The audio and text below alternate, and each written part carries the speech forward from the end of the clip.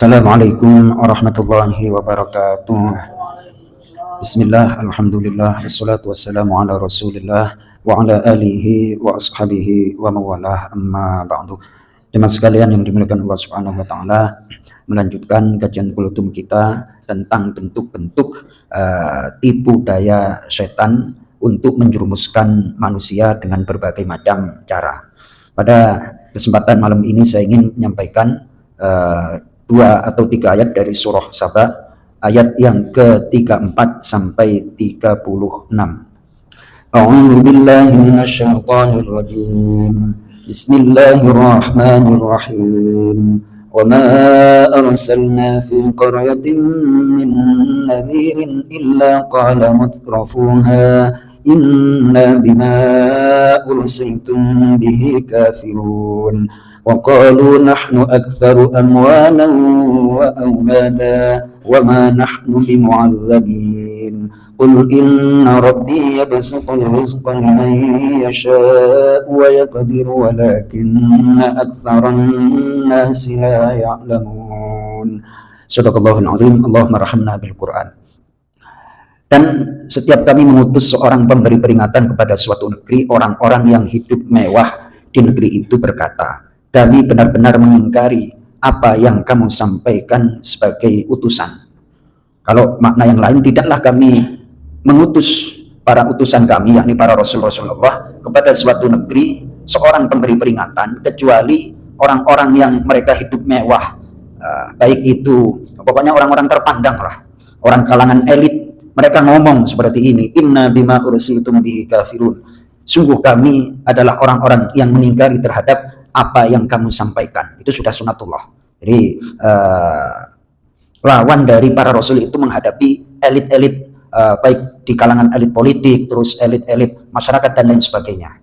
Kemudian mereka berkata, wa qalu nahnu aktsaru amwalan wa aulada. Mereka para elit menyampaikan, kami adalah orang yang lebih banyak harta dan anak-anaknya daripada mereka orang-orang yang beriman. Wa ma nahnu bimu'adzabin, dan tidaklah kami orang-orang yang mendapat siksaan. Nah, ini termasuk kesalahan berpikir.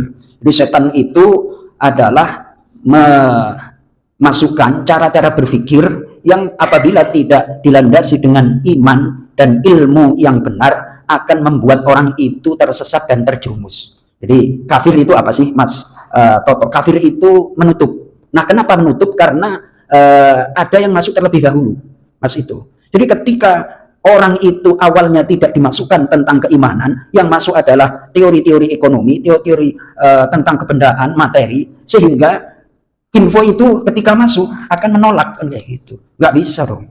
Secara lahiriah orang-orang yang mengikuti para utusan Rasulullah orang-orang yang lemah, sementara kami, nah, jadi mereka itu terhijab atau tercover atau terhalangi oleh apa yang masuk pada pikiran mereka, sehingga mereka tertipu oleh apa yang mereka pikirkan. Jadi ayat yang ke-35 ini artinya, dan mereka kaum elit berkata, kami memiliki lebih banyak harta dan anak-anak daripada kalian, dan kami tidak akan diazab. Ya kan? Merasa bahwa kalau hartanya banyak bisa bayar ABCD, sehingga kesalahan-kesalahan nanti bisa di-cover dengan pendukung-pendukungnya. Dan itu terjadi dari setiap generasi ke generasi. Jadi orang kaya kalau tidak mendapatkan iman akan sangat berbahaya dan tertipu oleh pikirannya sendiri. Yang namanya tertipu itu nggak enak, Mas Toto. Tertipu itu nggak enak.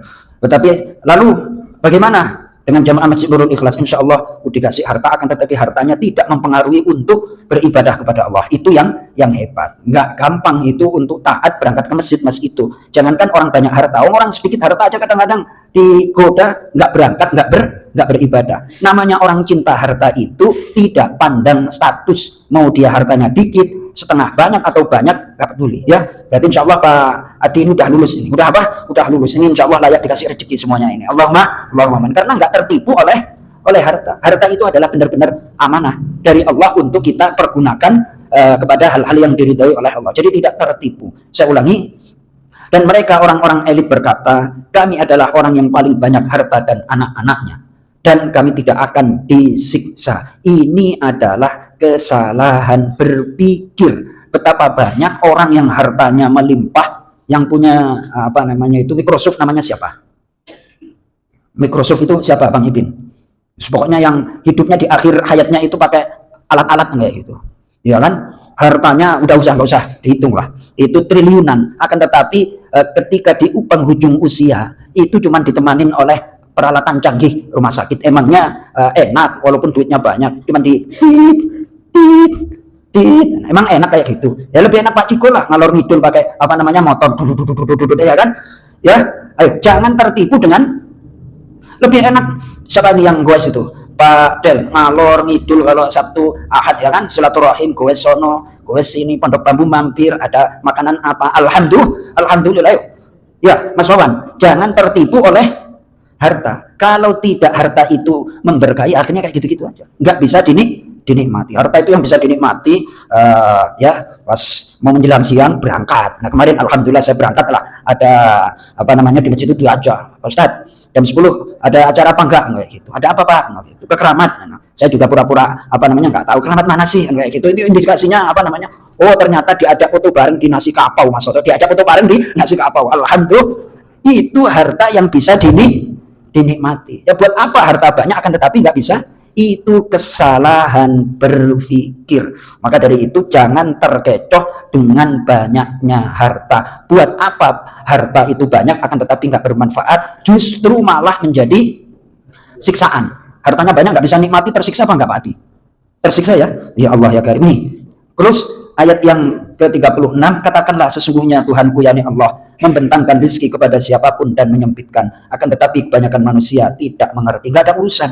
Kadang ada orang yang non muslim dilebihkan hartanya tanpa batas. Orang beriman juga sama aja. Jadi nggak ada kaitannya. Benar-benar yang membentangkan rezeki itu adalah Allah Subhanahu wa ta'ala. Jadi jangan terkecoh dengan banyaknya harta, karena bukan menjadi tolok ukur orang itu dimuliakan oleh Allah Subhanahu wa ta'ala. Alhamdulillah ini Mas Toto kelihatannya udah apa namanya menikmati harta ini ya. Insya Allah ini tipikal orang-orang yang menikmati harta yang diberikan oleh Allah Subhanahu wa ta'ala. Insya Allah tambah berkah, dan kita jangan tertipu oleh pikiran yang dihembuskan oleh setan. Mudah-mudahan bermanfaat. Assalamualaikum warahmatullahi wabarakatuh.